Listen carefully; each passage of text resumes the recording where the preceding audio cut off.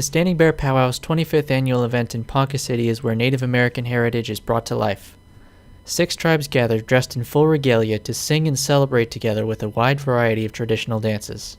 The powwow is open to the public. Tourists can enjoy food vendors and Native American arts and crafts booths. Ron Waller has been a bead artist for 20 years and has attended powwows for most of his life. Well, I started when I was 5 years old. I was living in Fort Worth, Texas, and it was a Kiowa family living near us, and their kids were the same age as my brother and I, so we all ran around together. And one rainy morning, Elsie, the mother, said, "Boys, come here." And she started teaching us how to do beadwork because we couldn't go play outside. So she was a great beadwork artist, and her husband, Percy, was a great singer, composer, medicine man for the Kiowa tribe, and also he was a great dancer. So he started taking us to powwows when we were 5 years old also. So we kind of got into it that way. My heritage is actually Delaware and Caddo. My great-grandmother was Delaware, my great-grandfather was Caddo, and they met in East Texas many, many years ago. And she would actually delivered my brother and I on my grandmother's farm. But we started getting involved when we were 5, like I say, and over the years we've become adopted in the Indian way by several tribes because we know everybody from the time we were very small until now.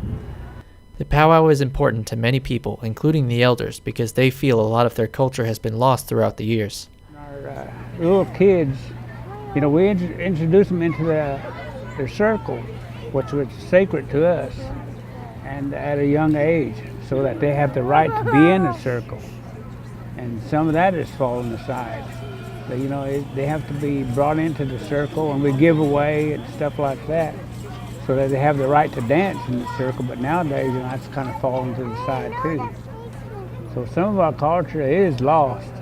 And some of us, you know, we're trying to bring it back and try to keep it, which is kind of, I don't know, it's kind of, sometimes you feel kind of sad because, you know, there's stuff that has been lost and, you know, we can't get it back anymore, you know, we can't get it back. Waller's passion for beadwork is supported by personal struggles and his mission to help others.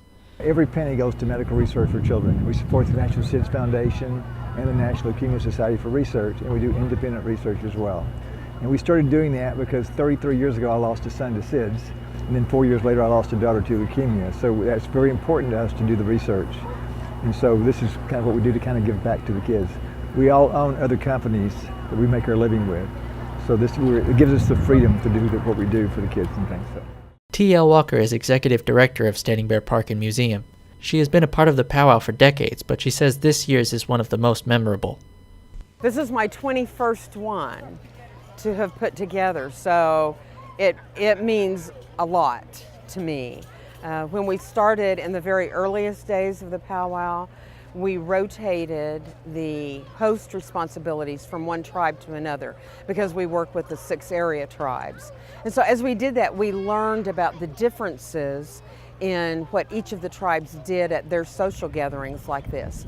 And then in 2005, when we dedicated this arbor, we brought all of them together and we had a tribal host committee. So there's one representative from each of the tribes and we sit down together and we decide how to do this powwow. So for me, that's probably the most significant thing about this powwow is that these 6 tribes that one time a year sit down at the table together and work on a project.